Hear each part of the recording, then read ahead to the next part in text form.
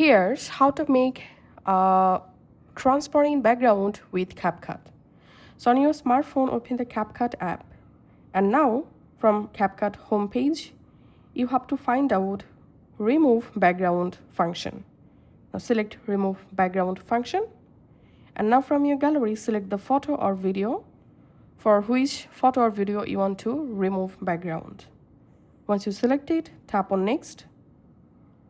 And here, it may take some seconds to remove your photo or video background.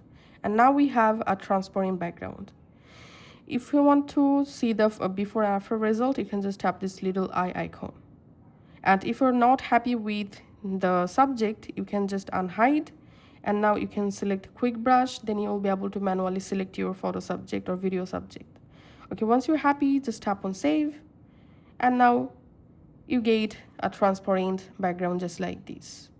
Thanks for watching.